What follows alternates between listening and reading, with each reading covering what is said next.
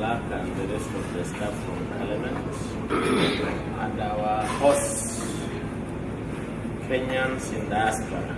Is that how you describe yourself? Yes. Good evening. Good evening. If I start yawning, you'll forgive me. My system is still operating in East Africa. Yesterday I had friends who took me for dinner.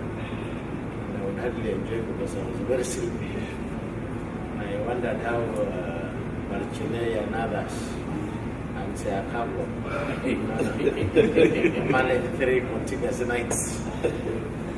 But just to say, we really want to thank you in a very special way for the hospitality you have demonstrated since our arrival in this beautiful city.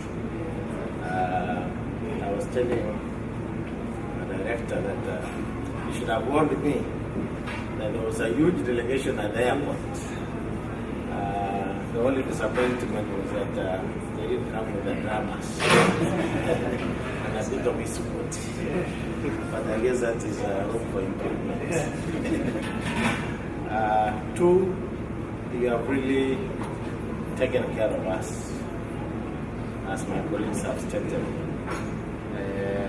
Each and every day, you have confirmed how we have been. You have not abandoned us at a single moment. And I want to agree with the observation that I have traveled around, but I think Minnesota is very special.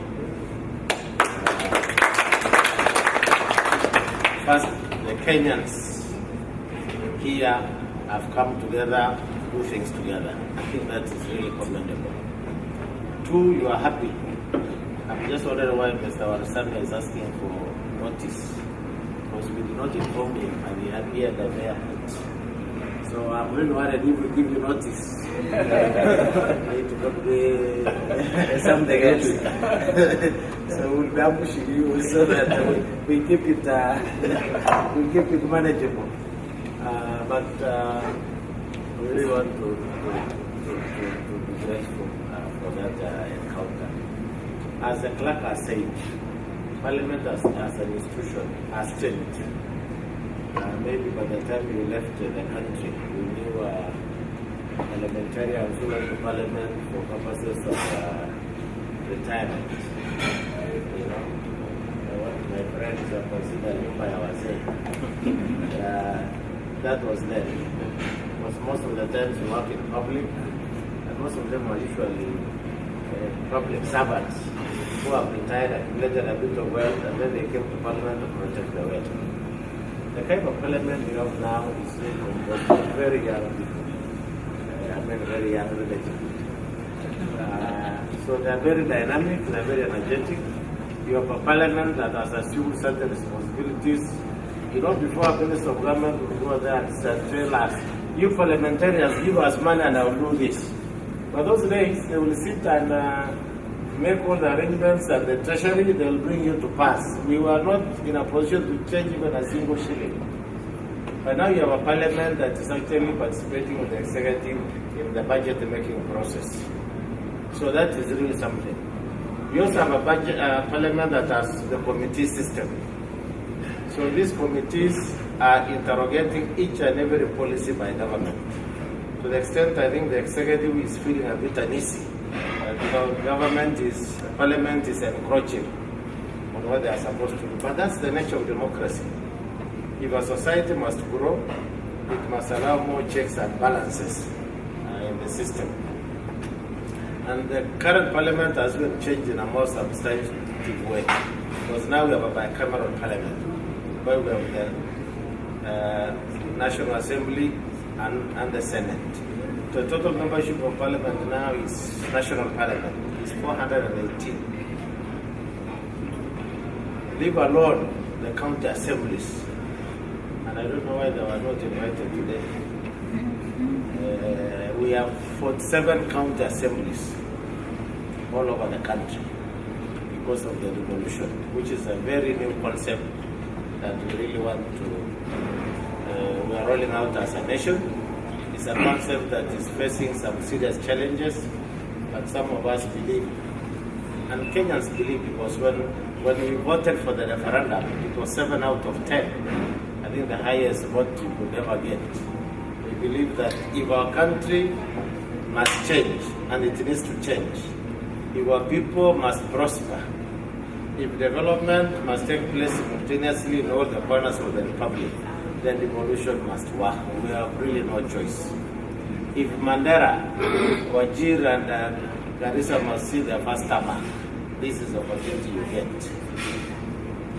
So that the issue of development is not on the basis of our political strength or muscle, but where you have come from. It should be on the basis of the needs of the nation. So this is the position we have now. I know we have challenges, especially as a Senate, trying to enforce that in terms of accountability to the governors. And I'm told and they also visit. So I want to take this opportunity to say that we have no quarrel with the governors. The institution of the county is so important to our constitutional dispensation. It is so important to our people, and we believe the governor has an important role to play. But if the national parliament is going to allocate resources to the county government, then the national government, as provided for in the constitution, must also do the oversight. So you can't be given the money and then you say, "This is mine now. Don't ask me." Yeah? I don't want an MP to come and find out what is happening. I don't want a senator to come and find out what is happening. Surely. Nini inafanyika namna hiyo duniani? You give unapatia mtu kitu fulani, so unataka ifanyike vile mlikubaliana. So we just demand accountability, and I personally believe anybody who does not want to be accountable does not deserve anymore. And you cannot ask for more money when you are not ready to account for the little. You are told of the story of the parable of the talent. Waislamu, but I'm sure there is an equivalent example. The parable of the talent. Tajiri alitoka, kapatia mwingine 5, mwingine 2, mwingine 1. Sasa yule mmoja na kidogo yake akasema, kwa sababu unavuna pahali upandi, kwa sababu ni mkubwa, hii nitaficha tu. But yule wa 5 na wa 2 walifanya nini? So walikusa zaidi na wakapata maradufu. Sasa simfahamu alisema, sasa tajiri alisema, wewe yule wa 5 na wa 2 mmefanya kazi nzuri, muingie katika wapi? Ufalme. Na yule wa 1 sasa alisema fukusa huyu kabisa. So I think that scenario applies also in our situation. If you cannot demonstrate how you use the little we gave you, you don't deserve more. So that is really the beef we have. We have nothing else. We just want, you have elected us. You know these people you have elected. Instead of all of us meeting somewhere which is not possible for 2 million people, you have gotten a group of people who do that on your behalf, because you pay taxes even if you are out here, and the taxes you pay must be put to excellent use, be productive and be used properly. 2, we want to thank you people, the Kenyans diaspora, for maintaining our positive image. I think what we have seen in Minnesota, all of us will take our stories back home. Stories of joy, stories of appreciation, stories of hospitality, the Kenyan way. In fact, maybe back home we have lost it. The clerk is inviting you to come, but I'm sure you have tried. When you come, you follow your mheshimiwa. Wana mashetani tulikutana huko Minneapolis, uko wapi? Za mimi niko pwani. Wewe kaa bari. Sasa nasema hivi. But because sometimes we are really very busy. You know what it means when we are running up and down. But we will try those ones of us who are here and have really benefited from your hospitality. We will try to be available and at least receive you when you come back home. The remittances that you send back home play a critical role in our economic development. And I think it is not lost on all of us that the more remittances you bring, that also cushions the dollar, our shilling, so that it doesn't really misbehave. And I think that is very significant that the government appreciates that particular contribution. I don't want to be long. I'm sure when we meet, is it on Sunday, with the rest of the Kenyans, we'll be able now to talk a bit more. Maybe that particular meeting, I want to thank Mr. Waksame, who is Mr. President. Yes, and the Deputy President. I also want to appreciate Mr. Okoyo. Many of you will be wondering why I know Mr. Okoyo, and we come from different counties. Mr. Okoyo employed me when I was a fresher from the university. Those days, those were good days. You live before you graduate, and our time even in high school, the employers come looking for you. So I had about 3 employers, but there was one I wanted, but they took me to him, provincial headquarters, and I said, Sasa there are too many people who wish to work in Emu. Here I come from Ghana, and I'm going to want to watch it reading your Bible. So they refused.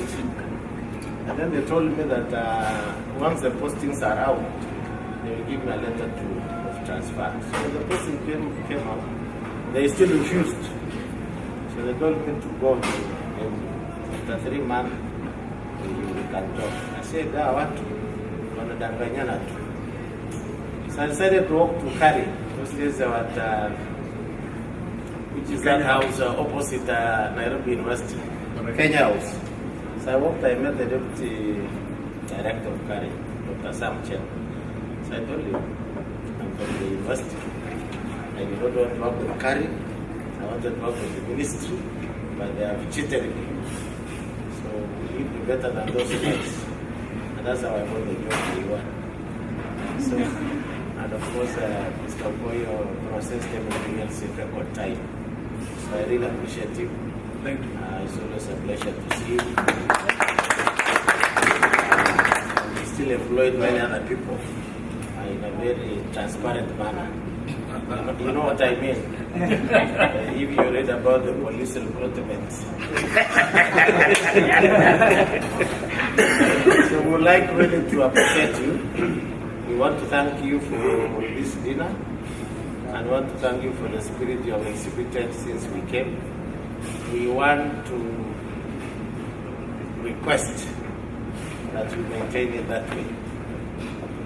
One last thing I'll say before I sit is that we have a very dynamic leadership now in the country.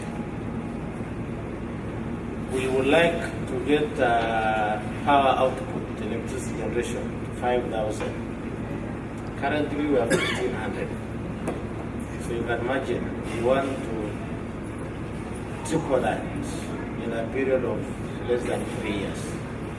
That requires a lot of investment. So when you have friends, please invite them to come. You have been told about the road output.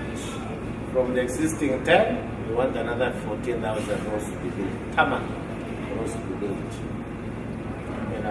We are experimenting with cement also, so let me not say tarmac, but that category of groups. So you can imagine if 50 years we did 10, and want now to do in 3 years, 14. So you can imagine that's what you call really ambition. We have lab sets. That one will connect us all the way to South Sudan, Juba, Uganda, Rwanda. Because we are the market, we are the leaders in the region. And leadership is not provided by standing on the rostrums and pronouncing that you are a leader. Leadership will be provided by laying the foundation for that particular leadership. And that's what we are trying to do as a nation. And the Juba connection should be able to connect us all the way to Cameroon and West Africa, so that we will cut the transportation by almost 2 weeks and connect Africa. We want to encourage more inter-Africa trade. That's why we have gone to Nigeria, we have gone to South Africa. We want to be able to do more trading within Africa.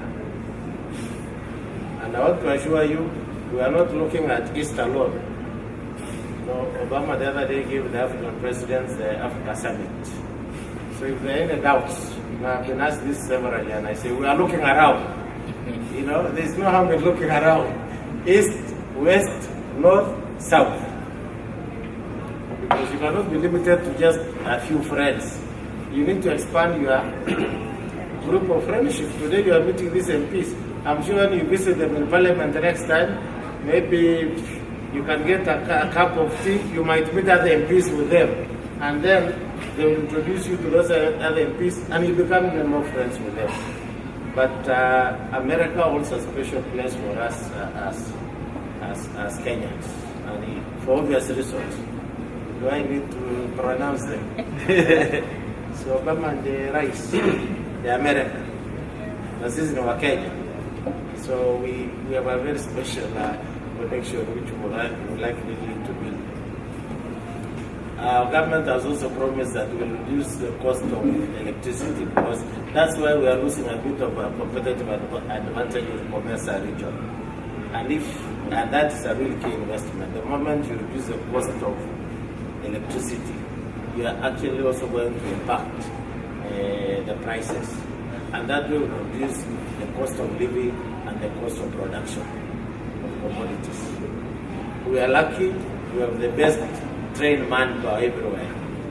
I've gone to some countries in Europe and I will tell you in the entire region, they would rather relocate to Kenya than have those other franchises in other countries. As we speak now, the investment, Kenya is actually an investment destination. You have big companies coming to Kenya. Of course, you have challenges of terrorism, which are international in nature. And I want to agree with Mr. Onsame. I think, really, if you think the problems we are facing now with the security and terrorism are serious, you wait until KDF comes out of Somalia.